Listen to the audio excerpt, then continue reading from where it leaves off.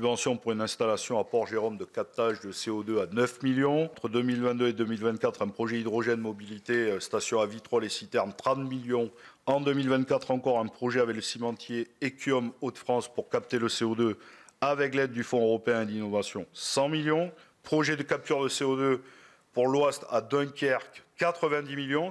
Un projet de hub carbone capture à Dunkerque dénommé D'Artagnan, 160 millions.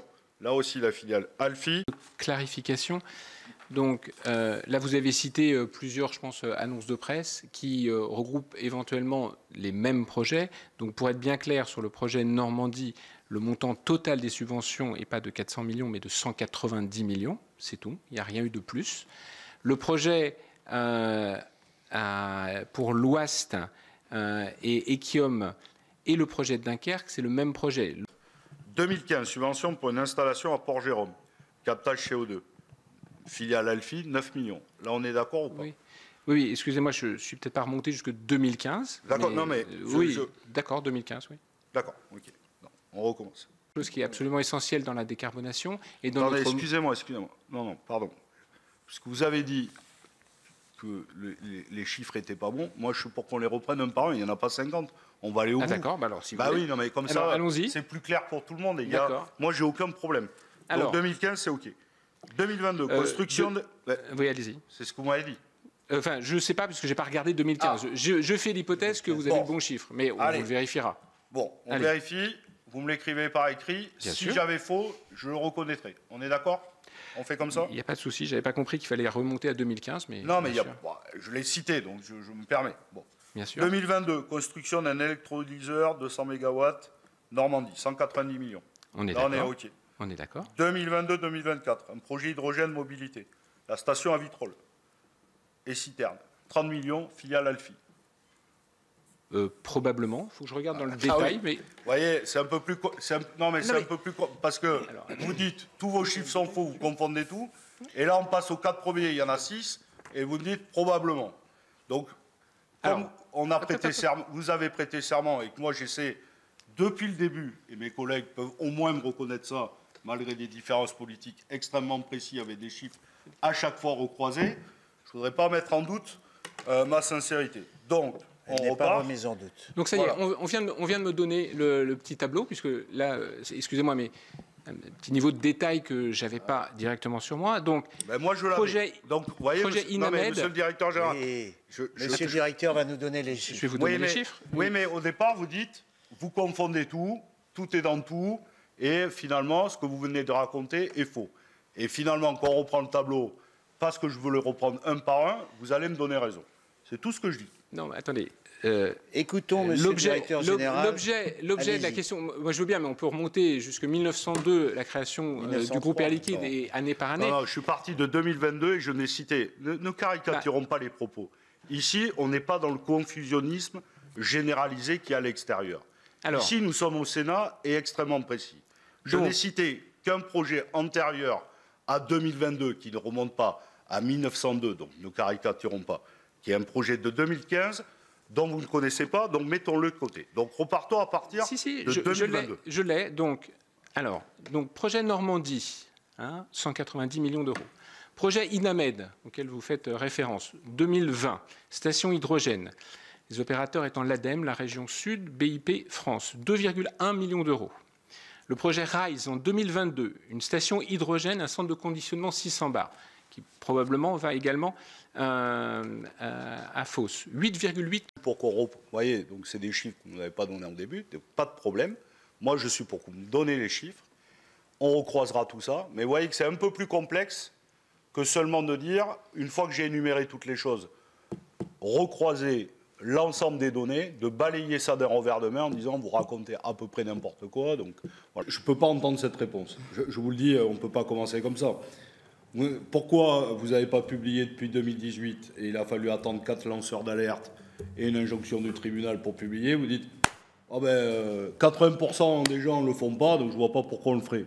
Bah oui, donc il y a des voleurs partout et donc nous aussi. Donc, vous voyez, où personne ne respecte la loi, donc nous non plus. C'est la loi. C'est la défaite de la politique et du droit. De devoir relégiférer pour que les entreprises soient transparentes. Pardon. pour moi, votre réponse est hallucinante au départ. 80% des gens ne le font pas, nous on ne le fait pas non plus. Vous voyez, ça ne peut pas commencer comme ça. Quand on est au Bernard Arnault, leader, voilà, avec une responsabilité, on dit on le fait, quoi. Voilà. Monsieur le rapporteur, première interpellation. Nos comptes sont déposés, ils sont accessibles, vous pouvez les consulter, le sujet est réglé. Le sujet a causé beaucoup de tort. Si vous l'aviez fait plus rapidement, puisque ce sont des obligations, je pense qu'on aurait évité pas mal de séquences. Vous touchez donc 487 pour 2023. Je ne dis pas, voilà. Plus les subventions importantes, 2,9 milliards sur 7,5 milliards pour l'usine de Crolles, c'est quand même un engagement fort. De collection des aides à tous les niveaux, régional, État, européen. Je vous dis, si on met en rapport ça, le niveau d'imposition en France, marginal, voire néant, voilà, sur 5 années, 3 fois néant. Donc on doit subventionner à gogo et jamais se poser la question du retour. Si vous permettez, monsieur le Président. Non, je voudrais répondre parce que... Attendez, vous allez répondre à une réponse globale. Non, c'est pas agressif. Si vous voulez... Et après, je ne suis absolument pas agressif. Je pose des questions, des faits, je les étaye, je dis où j'ai trouvé les documents. D'ailleurs, je viens d'aller regarder votre document VF. Oui. Pardon, encore une fois, sans agressivité, Monsieur le Président Directeur Général. L'ensemble des slides de l'ensemble des groupes que nous avons auditionnés, sauf Carrefour, je mets entre parenthèses, sont disponibles au public. Le vôtre, là je suis sur le site internet, n'est pas disponible au public. Il faut écrire à votre agence qui ensuite, voilà. Donc il n'est pas accessible. Voilà. C'est 2 milliards 33 millions d'euros de cotisation et de CICE, c'est quand même extrêmement important. Les bénéfices nets réalisés, c'est 3 milliards 555 000 et les dividendes versés, c'est 2 milliards 865 000. Donc dans le monde, 217 000 salariés en 2017, en 2023, 166 000. Et ça, je le dis, c'est avant le débat Carrefour 2026 avec le débat location-gérance. En 2019, c'est un PSE de 2300 salariés. En 2020, c'est la suppression de plusieurs centaines d'emplois dans les sièges et supports. Et en 2023, c'est une rupture conventionnelle de près de 1000 emplois. Donc vous nous dites, et moi je veux bien vous croire, que l'argent public sert à l'emploi. CICE plus exonération de cotisation, ça reste 2 milliards sur 6 ans. Et c'est vos tableaux, l'emploi a reculé de 37 990 sur, là aussi, 6 ans. Donc, en réalité, l'argent public, là, ne sert pas à maintenir l'emploi, c'est plutôt même l'inverse. Du travail que vous avez fait, je vais malheureusement devoir y apporter beaucoup de contradictions. J'espère que vous ne m'en voudrez pas. Ah non, mais justement, j'aime ça. D'abord une contradiction méthodologique. Oui. On ne peut pas, pour un des exercices, prendre les années 2013-2018 et pour le deuxième, se dire, tiens, si je prenais les années 2019-2024. Mais si vous faites une comparaison, vous le faites avec les mêmes années. Mais c'est pas grave. Non, monsieur Bompard, je vais vous répondre, j'aurais bien voulu le faire. Oui, mais le problème, c'est que comme vous n'étiez pas en accès libre, vos données, vous êtes le seul. Hein. Non, mais je comprends bien. Mais ce que je veux vous dire, c'est que vous ne pouvez pas prendre... D'accord. Vous nous auriez demandé, on vous les aurait donnés, mais vous ne pouvez pas dire pour un élément, je prends 2013-2018 et pour l'autre, je prends 2019-2024. Mais c'est pas grave. C'est pas grave. On va dire que c'est un biais méthodologique. Non, mais c'est pas ça. Non, les trois premiers alors. Non. 2017, 2018, 2019. Pardon, je vais continuer. Donc ça, c'est un biais méthodologique, mais c'est pas grave. Ce qui importe, c'est ce qu'il y a dans ce tableau. Vous avez raison. Bon, d'abord, vous le constaterez, il n'y a pas tout le groupe, évidemment, puisqu'il y a tout un tas de pays où nous sommes qui ne sont pas là non plus. Une deuxième erreur méthodologique, mais c'est pas grave non plus. Le biais méthodologique de votre calcul, qui de fait n'a pas de sens, puisque vous comparez des choses qui ne sont pas sur les mêmes années. Si vous me donnez les données, je le ferai. Je vous les donnerai avec un immense plaisir. Alors, c'était d'ailleurs le propos que j'ai tenu. Est-ce que vous savez combien nous avons fermé d'hypermarchés depuis mon arrivée ? En France. 0.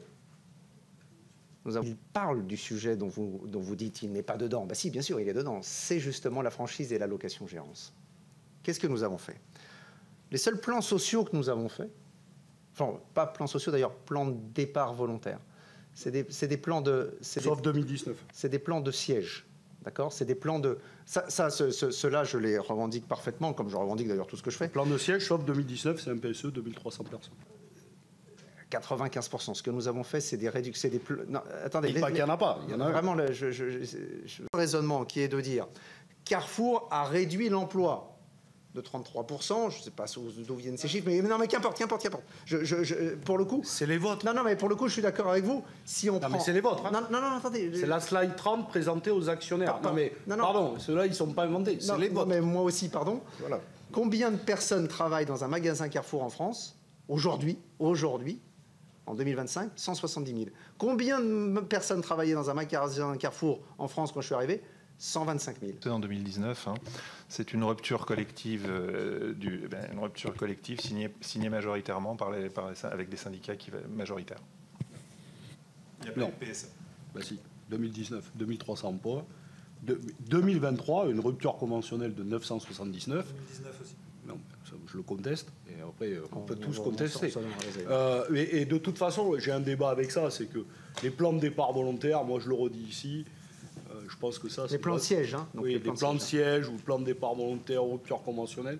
Moi, je connais personne qui se lève un matin et qui dit « Tiens, j'ai envie d'être licencié ». Alors effectivement, vous le savez, 4,3 millions d'euros en 2017 pour le site de La Roche-sur-Yon.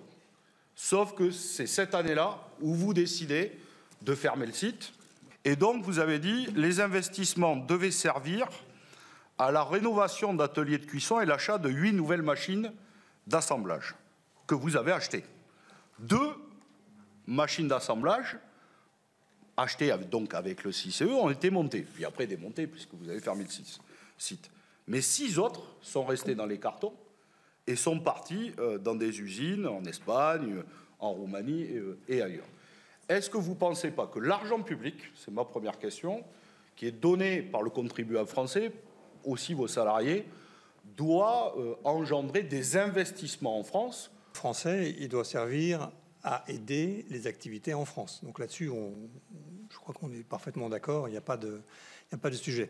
Sur le CICE de La Roche-sur-Yon, je n'ai pas en mémoire, mais Non, mais surtout les 6 machines-outils sur les 8 n'ont jamais vu La Roche-sur-Yon. Oui. On est d'accord. Mais non, elles ont été déployées. Elles ont commencé à être déployées sur le site de La Roche-sur-Yon. Puis après, on a décidé de fermer. Il y en a eu 2. Oui, il y en a eu 2. Et après, sur les sites. Donc, honnêtement, je n'ai pas la... Par contre, ce que je peux vous dire, c'est que ça correspond effectivement à la réalité de ce que je vous disais sur les décisions de fermeture. Si c'est La Roche-sur-Yon, vous dites on cible 4,3 millions, vous donnez un objectif d'acheter 8 machines-outils, 2 seront déployés, les 6 autres vont rester dans les cartons, puis après, vous fermez 2 ans après, pas de problème. Et donc se pose une question, c'est que ces machines-outils ont été achetées avec l'argent du contribuable et elles n'auront jamais vu un site de production français. Peut-être, on peut avoir le débat, est-ce qu'il fallait-il ou pas fermer le site de La Roche-sur-Yon? Peut-être ces machines-outils auraient pu être redéployés dans un autre des 15 sites industriels, et vous avez fait un choix, c'est de les mettre ailleurs en Europe. Bon, et vous ouvrez vous-même la porte à dire, potentiellement, peut-être faut-il rembourser l'argent. Je n'ai même pas été jusqu'à là, vous aurez vu. Moi, je vous le dis, alors, les machines de fabrication de pneus poids lourds, elles servent à fabriquer des pneus poids lourds. On ne peut pas fabriquer d'autres types de pneus. Il n'y a plus de fabrication de pneus poids lourds en France. C'est plus possible de fabriquer économiquement des pneus poids lourds en France. Donc, malheureusement, ces machines qui étaient dédiées à fabriquer des pneus poids lourds n'ont pas d'utilité dans d'autres sites en France. Parce que... et bien en tête que moi, je croyais, bêtement, je vais dire ça, que l'on donnait du crédit d'impôt recherche, on peut avoir le débat, je ne suis pas contre les aides publiques si la recherche se fait en France, mais nous apprenons donc que la recherche n'est pas obligatoire en France. Donc est-ce que vous corroborez? Donc vous nous dites un peu plus de 44 millions d'euros de crédit d'impôt recherche. Divers pays. Donc ouais, je pense qu'il faut faire attention à ne pas envoyer des signaux qui seraient contraires à ce que vous voulez, qui est quand même maintenir l'emploi en France. Moi, je pense qu'il faut plutôt lier l'aide, elle est liée à un site. Le site, il peut y avoir, encore une fois, comme je viens de dire, si le site revient à bonne fortune, des conditions liées au maintien de l'emploi. Vous recevez de l'aide sur ce site pour maintenir des emplois. Excusez-moi, vous avez un contrat qui va dire pendant 5 ans, on va démontrer moi que. Ça, je le comprends. Maintenant, dire à l'entreprise, parce que vous allez sur ce site-là restructurer, vous n'avez pas le droit de verser les dividendes, mais je ne vois pas comment. Mais ça serait contre-productif. Prenons un cas particulier, puisque vous le citez, celui de Grand Puy, c'est 700 postes supprimés. Non, 700. Mais non. Ils étaient 500, ils étaient 460, ils sont 250. D'accord. Non, pas 700. Non. Avec les indirects. Non, ça c'est. Non, je ne peux pas laisser dire ça. Bon. On est en désaccord sur le chiffre. Voilà, mais c'est bien. Moi, plusieurs centaines. Moi, je maintiens 700 et vous dites... 200. Entre 200 et 700. Je maintiens mon chiffre.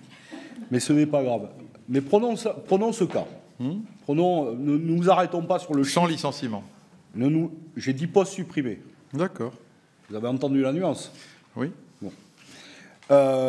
Qui a touché donc des aides publiques pour, par exemple, le CICE sur Grand Puy. Non, mais je prends l'exemple très concret. Vous le restructurez avec les raisons qui vous appartiennent. Mais moi, sauf que je n'ai pas fait les sommes. Bon. Des aides indirectes. Bon, mais les aides à la transition, par exemple, comme vous les avez comptées. Oui, mais je pourrais vous donner dans un document la somme. Est-ce que vous seriez d'accord sur la transparence? Ça, c'est par année, parce qu'en fait, il faut chaque année les compter. Oui. Ah, d'accord. La transparence. Alors, la transparence, c'est un sujet. Moi, je n'ai pas envie que vous nous imposiez un nouveau reporting CSRD. Parce que, je vais vous dire, les entreprises pétrolières, vous prenez notre document annuel, vous avez à la fin du rapport... Non. Ah, d'accord. Alors, écoutez. Ah, d'accord. C'est pas vous. Ça serait un document, Bercy dirait, je sais pas, pour les 500, 1000... Ah, mais moi, j'ai pas de problème. Attendez, que là... De l'argent public. D'ailleurs, je pense que... Attendez, alors, sous réserve des questions liées à la concurrence, et qu'on ne donne pas l'intitulé précis du programme de recherche qui est aidé. Mais honnêtement, que Bercy, les agents de l'État qui versent des aides, vous donnent un rapport pour vous dire projet Massilia tant, projet ACC tant,